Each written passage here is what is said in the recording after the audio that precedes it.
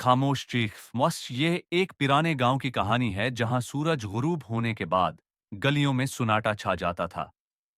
लोगों का कहना था कि वहां कुछ पुरस्कार बातें हो रही हैं, लेकिन इस गांव में रहने वाले इस बारे में ज्यादा बात नहीं करते थे।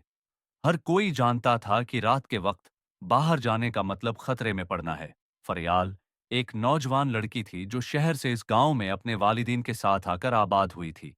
शुरू में उसका दिल बहुत बेजार था, क्योंकि गांव की खामोशी और अजनबी फजा उसे बहुत खौफजदा करती थी।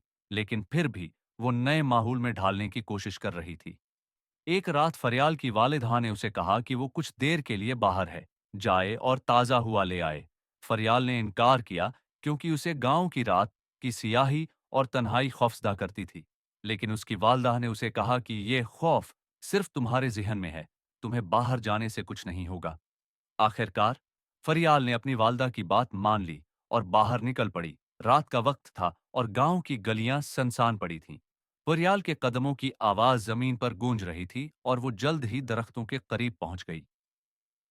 दरख्तों के दरमियान एक प्रासरार सी खामोशी थी जो उसके दिल की धड़कन को तेज कर रही थी।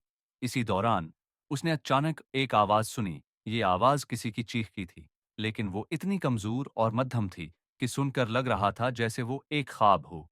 फरियाल ने सटपटाते हुए अपने कदमों को आगे बढ़ाया और आवाज के करीब पहुंची।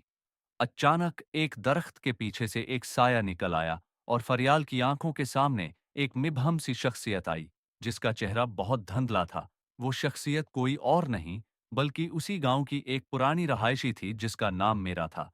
मेरा की मौत कई साल पहले हो चुकी थी, लेकिन लोगों का कहना था कि इसकी रूह गांव की गलियों में भटक रही थी और उसकी चीखें कभी-कभी रात को सुनाई देती थी। फरियाल की जबान काट गई।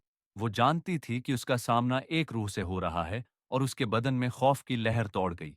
उससे पहले कि वो कुछ और सोच पाती, मेरा की रूह ने अपनी मध्यम चीख के साथ उसे घेर लिया। लेकिन ये चीख ना तो किसी की मदद के लिए थी, ना ही किसी की नजात की दुआ। ये एक चीख थी जो अपने अंदर बेबसी और दर्द की गूंज लिए हुए थी। गोया ये किसी की अंदरूनी कशमकश का गम था। फरियाल की हालत खराब हो गई। वो अपने जिस्म को काबू में नहीं रख पा रही थी और मेरा की रूह की मौजूदगी एक इसे मजीद दहशत में मुब्तला कर रही थी। वो जितनी कोशिश करती, इतनी ही मेरा की चीखों की आवाज बुलंद होती। वो एक ऐसी हालत में पहुंच गई थी कि इसका दिल रखने वाला था, लेकिन फिर उसने खुद को समझाया कि अगर वो उसका सामना करती है, तो वो मेरा की रूह की तस्कीन कर सकती है। तुम्हें चैन कब मिलेगा? फरियाल ने डरते हुए कहा। जब कोई मेरी चीख को सुनेगा, मेरा ने जवाब दिया और उसकी आवाज में वो दर्द था जो कभी खत्म ना होता। फरियाल ने दिल में सोचा कि यह आवाज किसी भी वक्त बंद नहीं हो सकती, जब तक क्या मेरा की रूह को सुकून न मिले। लेकिन उसने फैसला किया कि वो उसके दर्द को समझने की कोशिश करेगी। मैं तुम्हें सुना रही हूं, तुम्हारी चीख मेरी गूंज बनकर सुनाई दे रही है, फरियाल ने कहा। चंद लम्हों बाद मेरा की रूह धंधला हुई और फिर गायब हो गई, जैसे वो फरियाल की बातों को समझ गई हो। फरियाल गहरी सांस लेकर वापस घर लौट आई।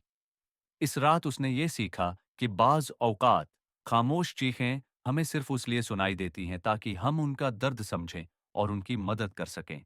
गांव के लोग अब भी रात के वक्त खौफ से बाहर नहीं आते थे, लेकिन फरियाल जानती थी कि अब वो उनकी खामोश चीखें सुनने के काबिल है और उसके दिल में एक खास नवा का सुकून था।